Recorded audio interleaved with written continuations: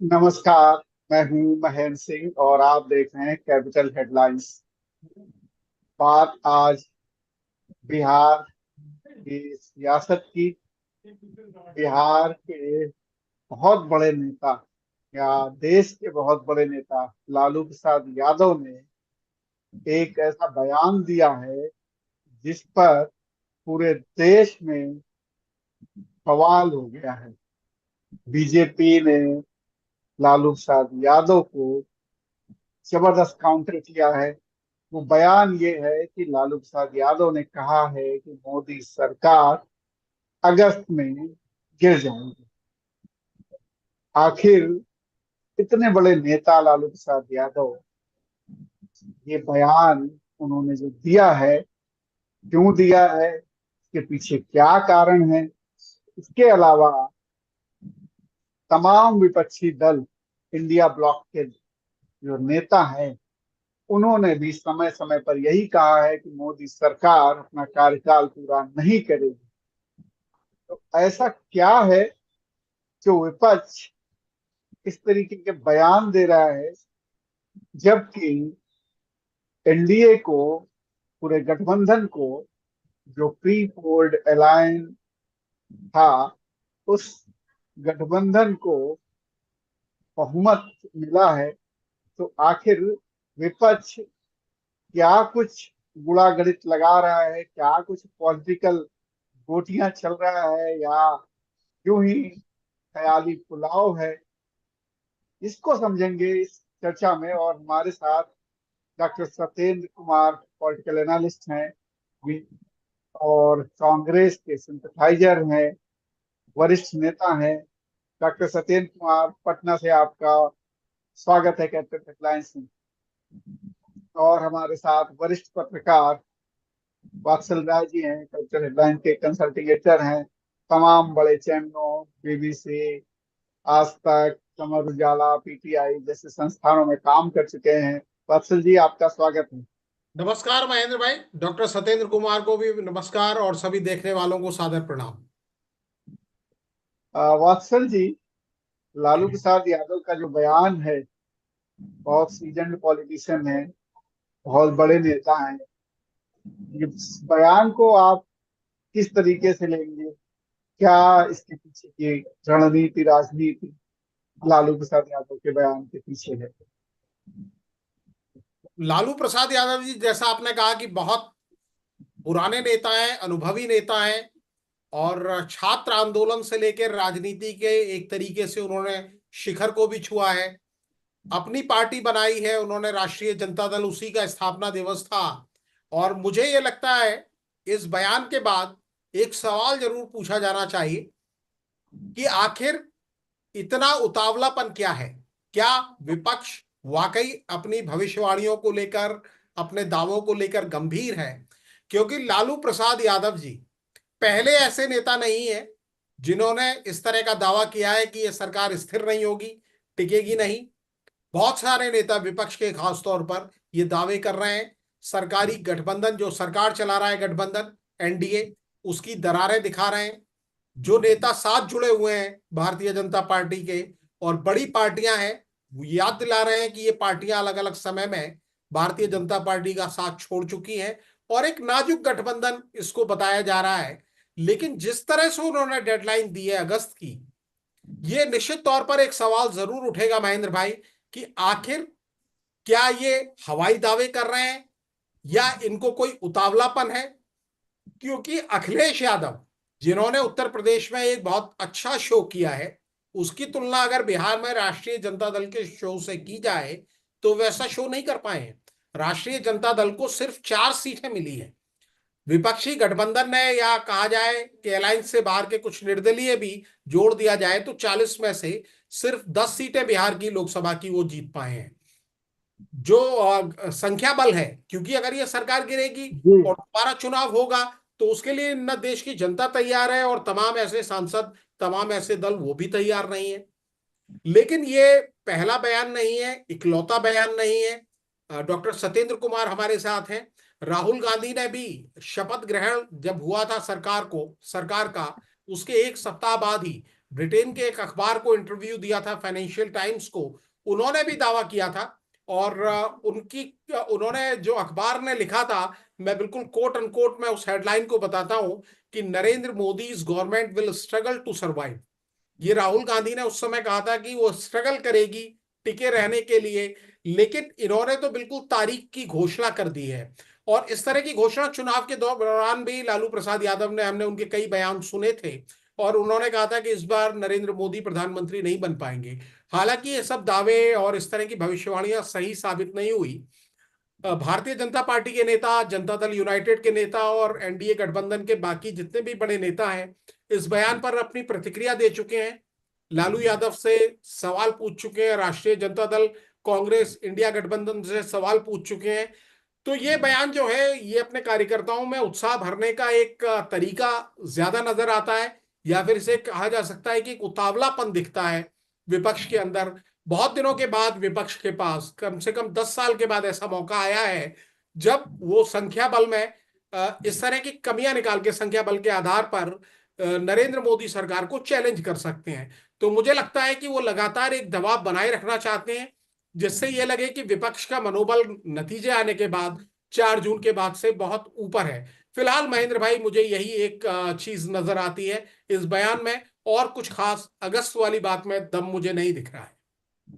जी, और डॉक्टर सत्येंद्र कुमार से पूछ लेते हैं कि आखिर डॉक्टर सत्येंद्र कुमार, आखिर इतनी जल्दबाजी किस बात की है? लालू जी क्या चाह रहे हैं? देखिए महेंद्र जी, लालू जी भी उसी पृष्ठभूमि के हैं जिस पृष्ठभूमि की एनडीए सरकार है। ये जनता पार्टी के निकले हुए लोग हैं।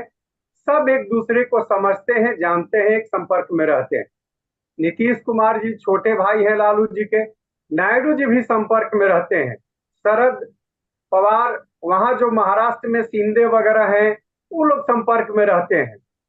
गौर करने की चीज है महेंद्र भाई, जी। अभी तक एनडीए का कोई कन्वेनर नियुक्त नहीं हुआ है, कोई मिनिमम प्रोग्राम नहीं बना है, और वोट और कॉन्फिडेंस नहीं अभी लाया गया है। इसके लिए कोई डेट तय नहीं हुआ है। नरेंद्र मोदी जी ने विश्वास मत हासिल करने के लिए कोई डेट तय नहीं किया है।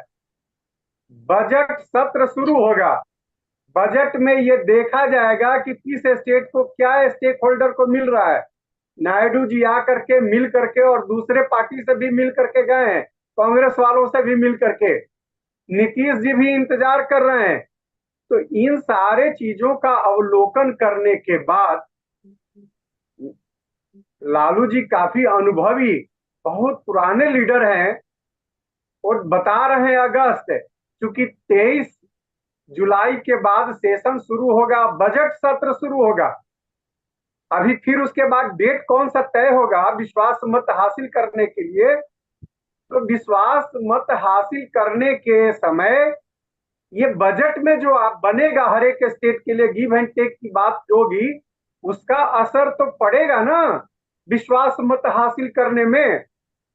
ये कमी दिखाई दे रहा है एनडीए के अंदर।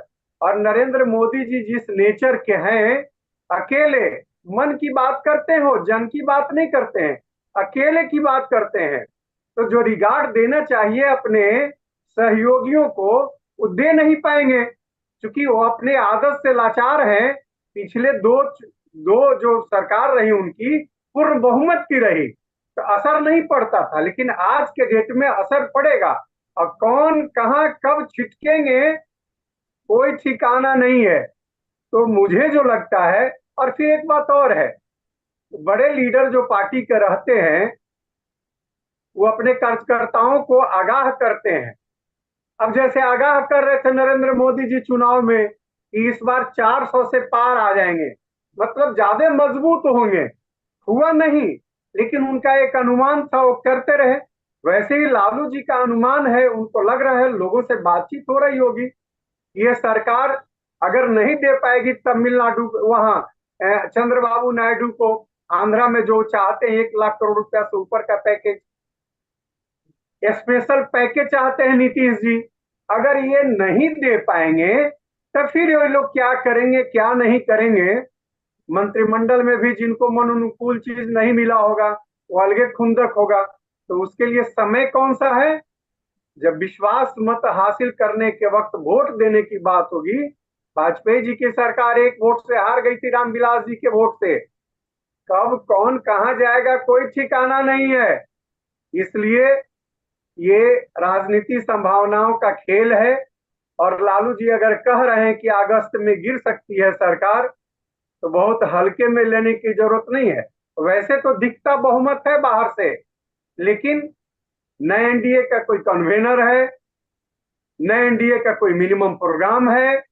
और इन लोगों के बीच में जो बड़े स्टेक होल्डर हैं 16 और 12 वाले, और फिर वहां शिंदे जी भी हैं और अजीत पवार मिलकर के 8 उधर का भी है। तो ये करीब 36 जो होता है, कुछ और लोगों से बात हो रही होगी, अनुप्रिया पटेल और कौन कौन जो होंगे यूपी में, उन लोगों से। कोई डॉक्टर सत्येंद्र चिराग पासवान से भी बात हो रही होगी। तो ये डॉक्टर सत्येंद्र संभावना कुछ भी हो सकता है, इसको हल्के में नहीं लिया जा सकता है। होने को तो कुछ भी हो सकता है, लेकिन इंडिया ब्लॉक का कन्वीनर कौन है? इंडिया इंडिया ब्लॉक का तो कन्वेनर कोई नहीं, एक तरह से उसके चेयरपर्सन है सोनिया जी। कब चुनी गई? हैं? कब चुनी गई चेयरपर्सन? तो हम सत्ता नहीं ना बनाना है। कहाँ कन्वेनर चुनी गई? कन्वेनर वाले तो चले गए, तो देखिए सब गड़बड़ा गया, नहीं बने तो। वही कह रहा हूँ कि जो इंडिया ब्लॉक का हाल है, जो एनडीए को आप कह रहे हैं कि कन्वीनर वही नहीं है, एनडीए तो मिनिमम हो प्रोग्राम नहीं है, वही वही इंडिया ब्लॉक है। एनडीए बनेगा तो। अब तो कम से कम इंडिया ब्लॉक को कर लेना चाहिए कि कोई कन्वीनर बना लो, कॉमन मिनिमम प्रोग्राम कर लो, जिसपे कि सब लोग मिलके विपक्ष से एकजुट होकर के कौन से ऐसे कॉमन एजेंडा है, कौन से मुद्दे हैं जिन पर बात की जा सके, जिन पर सरकार को घेरा जाए।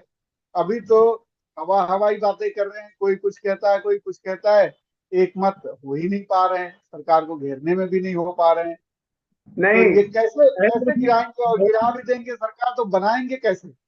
महेंद्र जी, स्टेयरिंग कमेटी बनाई गई थी इंडिया गठबंधन में, शरद पवार और सारे पार्टियों के लोग उसमें थे, और हर एक की अलग अलग बात करने की और दूसरी चीजों की जिम्मेवारी थी, और अभी उसी से काम चल रहा है। आपको याद है कोई मीटिंग हुई? मुझे तो याद नहीं है कि वो स्टीयरिंग कमेटी और तमाम जो कमेटियां बनी बनी थी उनकी कोई मीटिंग हुई बनी हो। बनी थी, कोई शरद पवार जी के चेयरमैनशिप में बनी थी, कुछ और बनी थी, ऐसे करके बनी थी। कमेटियां बनी थी, लेकिन कमेटियों का जो कोऑर्डिनेशन है, जो बैठकें हैं, वो नहीं हुई। मेरा सवाल यही है आपसे कि इंडिया ब्लॉक अपने आप में खुद एकजुट नहीं हो पा रहा है, एकजुट नहीं दिख रहा है। ऐसे में एनडीए की सरकार अगर गिर भी जाती है, कल्पना मान लेता हूँ, कल्पना के घोड़े दौड़ा दिए जाएं, गिर भी जाती है, तो भाई संभालने के लिए अभी तो इनके पास स्ट्रक्चर ही नहीं है। आप अपना ही ब्लॉक नहीं संभाल पा रहे हैं। अब आप जब अपना ब्लॉक नहीं संभाल पा रहे हैं तो सरकार गिराएंगे कैसे, फिर बनाएंगे कैसे? बड़े सवाल है ना। इंडिया गठबंधन ये नहीं दावा कर रहा है कि हम सरकार बनाएंगे, ये तो ये कह रहा है कि अपने कर्मों से वो गिरेंगे, उनमें से ही कोई दूसरे लीडर पैदा होंगे। वात्सल जी, जिस तरीके से डॉक्टर सत्येंद्र कुमार कह रहे हैं कि भाई इंडिया ब्लॉक दावा नहीं कर रहा कि हम सरकार बनाएंगे, इंडिया ब्लॉक ये कह रहा है सरकार गिर जाएगी। तब गिर जाएगी तो क्या होगा? चुनाव होगा, सरकार बनाएंगे, क्या करेंगे? देखिए महेंद्र भाई, डॉक्टर सत्येंद्र कुमार जो कह रहे हैं इनका अपना एक आकलन है, अपनी इनकी विचारधारा है, और राजनीति को अपना देखने का इनका अपना विचार जो भी है डेवलप करते हैं। लेकिन सीधी सी बात है कि सरकार गिरेगी तो गिरेगी कैसे? भले ही अभी विश्वास मत हासिल नहीं किया है, लेकिन नंबर्स एनडीए के हिसाब से अगर देखा जाए तो प्राइम मिनिस्टर के फेवर में है। और जिस तरह से उन्होंने अभी पार्लियामेंट में अपनी स्पीच दी है, आगे का रोड मैप की बात की है उन्होंने, और जो भरोसा दिखाया है, और उनके पीछे एनडीए के अलायंस घटक दल जिस तरह से खड़े रहे हैं, तो उससे काफी कुछ तस्वीर हाल फिलहाल निकट भविष्य के लिए जो अगस्त की डेडलाइन दी है इन्होंने, उसके हिसाब से वो तस्वीर बड़ी क्लियर होती है। दूसरी बात एक और यहां समझने की है कि अगर लालू प्रसाद यादव 4 की जगह 20 या 22 सीटें बिहार में जीत के आते और वो ये बयान देते, तो मुझे उनके बयान में दम दिखता। दम इसलिए दिखता कि जब आपके पास सीटें होती हैं तब आप कोई दावा करते हैं। जैसे फाइनेंशियल टाइम्स को इंटरव्यू दिया राहुल गांधी ने और बताया कि ये गवर्नमेंट जो है इसकी मेजोरिटी बहुत ही फ्रेजाइल है, जरा भी टर्बुलेंस आएगा तो ये टिकेगा नहीं। इस बात को लोगों ने समझा क्योंकि 99 सीट जीत कर आई है कांग्रेस पार्टी, एक सीट पप्पू यादव ने जीती है, 100 का नंबर उनके पास है, और भविष्य में जो समान विचारों वाले दल उनके पीछे आके खड़े भी हो सकते हैं। राहुल गांधी का एक प्रेजेंस, एक इंडिया अलायंस जो सम्मान नहीं मिला जेडीयू के जो प्रमुख हैं नीतीश कुमार को, और उन्होंने बार बार कहा कि हम तो भाई कह ही रहे थे, हम ही ना जोड़ के लाए थे भाई। अगर वहां कांग्रेस ने वो गलती नहीं की होती, और जैसा आपने कहा कि कई सारी कमेटियां इंडिया अलायंस की बनी थी, एक मीटिंग जो दूसरे स्तर के नेता हैं उनकी दिल्ली में हुई, उसमें तमाम लोग, अभिषेक बनर्जी भी आए थे, एनसीपी के भी कोई रिप्रेजेंटेटिव आए थे, शिवसेना ने भी किसी को भेजा था, लेकिन उस समय भी ये कहा गया था कि इस लेवल के नेता आए हैं जो कोई डिसीजन ले नहीं सकते। कांग्रेस में कोई भी डिसीजन आज की तारीख में भी लिया जाता है या राहुल गांधी लेते हैं या सोनिया गांधी लेती हैं। इवन प्रियंका गांधी के वायनाड से चुनाव लड़ने के फैसले भी यही दो लोग करते हैं। एनसीपी में कोई भी फैसला शरद पवार लेते हैं। शरद पवार ने जिस तरीके से अध्यक्ष पद छोड़ा और उसके बाद सारा ड्रामा हुआ और दोबारा वो अध्यक्ष बन गए, बड़ा क्लियर है। तो जितने भी दल हैं, राष्ट्रीय जनता दल में दो ही लोग फैसले करते हैं, लालू प्रसाद यादव या तेजस्वी यादव, बाकी और कोई नहीं कर सकता। टिकट बांटने तक में नहीं कर सकते। और जो अलायंस की जो एकजुटता है जिसकी बात की जा रही है, या डॉक्टर सत्येंद्र जिसको डिफेंड करने का प्रयास कर रहे हैं, वो पप्पू यादव के सीट से ही क्लियर हो जाता है, जिन्होंने अपनी पूरी पार्टी जन अधिकार पार्टी का विलय कांग्रेस में कर दिया। और कांग्रेस के दिल्ली से गए नेता, जब उनसे ये सवाल पटना में पूछा गया, कांग्रेस के मुख्यालय में सदाकत आश्रम या जहां भी वो मुख्यालय है वहां पूछा गया, तो उन्होंने कहा कि भाई वो उन्होंने विलय कर दिया होगा, हमारे पास तो कोई ऑफिशियल जानकारी है नहीं। ये प्रेशर कांग्रेस के ऊपर, और इतना क्लियरेंस नहीं है कि आप एक सीट नहीं दिलवा सकते बिहार की, और यहां तो आपको 60 सीटें आप पीछे हैं, या बहुमत का जो आंकड़ा है उसके लिए 234 से लेके आपको 272 तक पहुंचना है।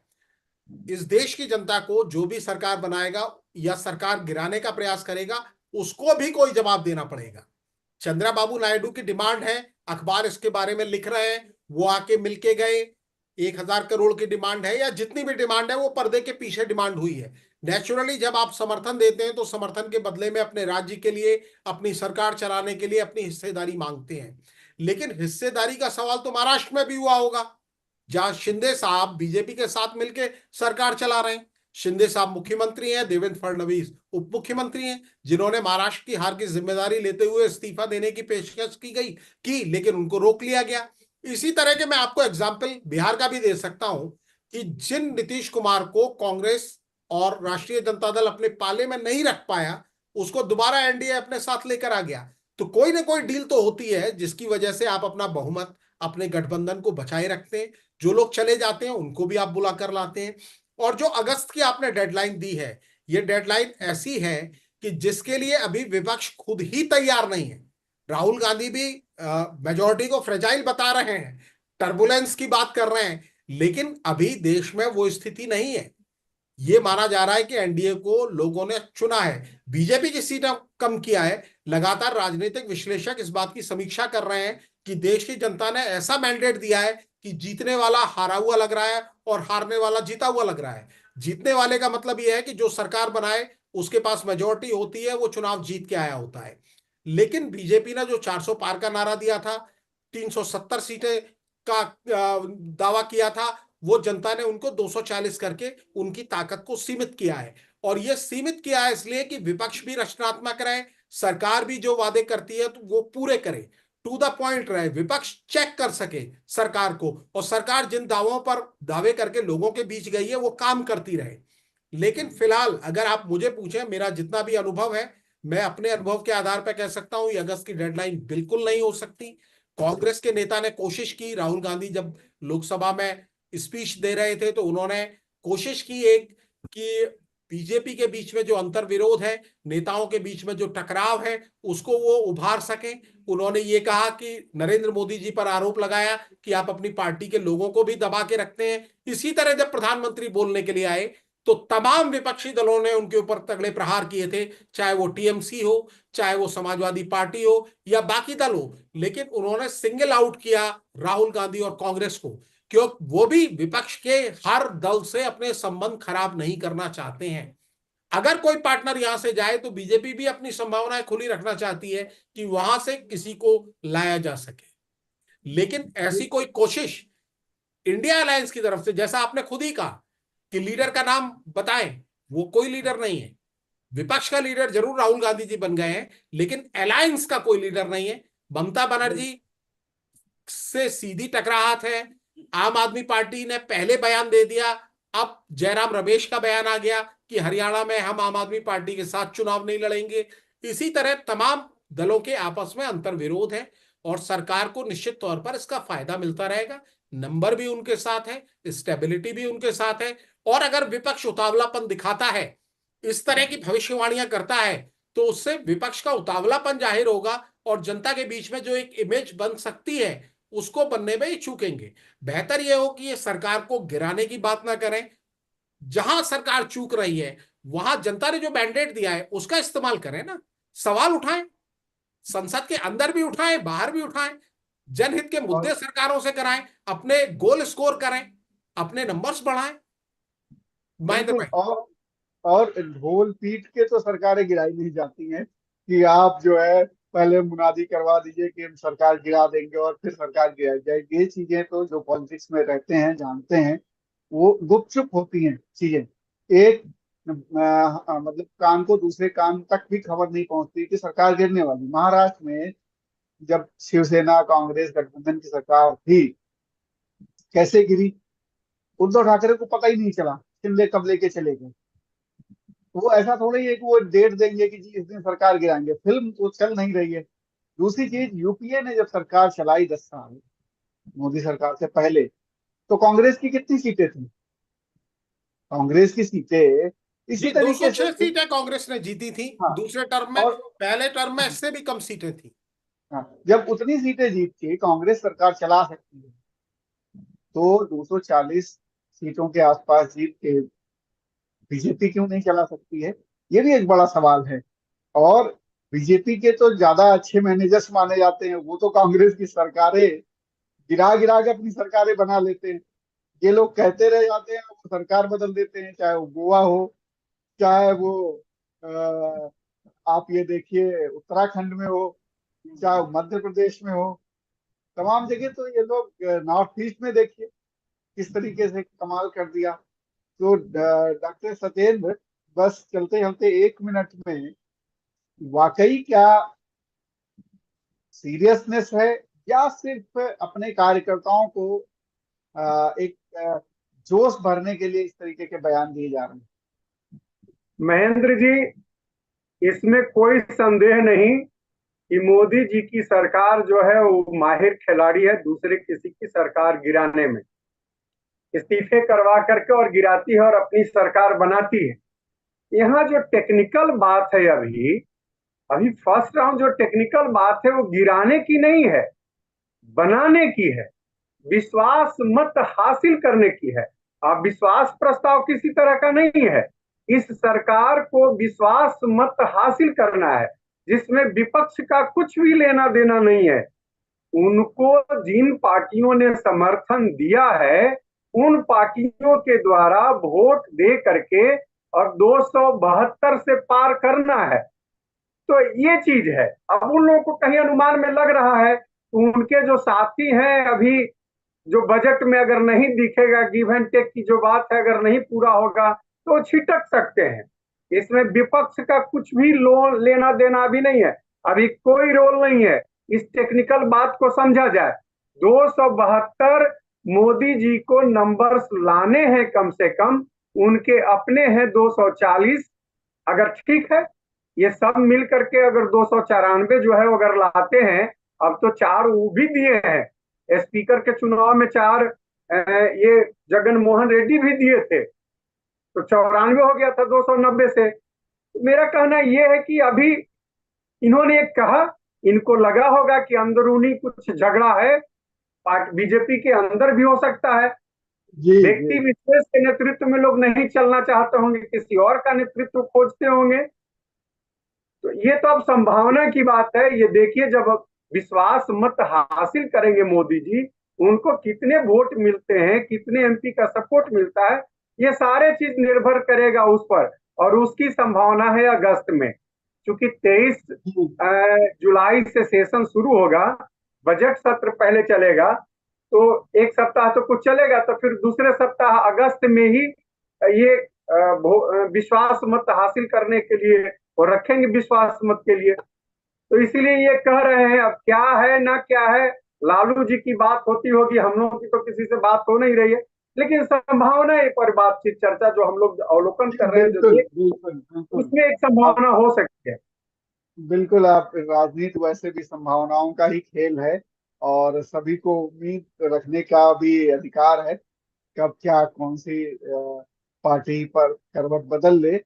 बिहार में तो ये बहुत देखा गया है, और लालू जी भी उस कला के माहिर हैं, सरकार बनाने बिगाड़ने के।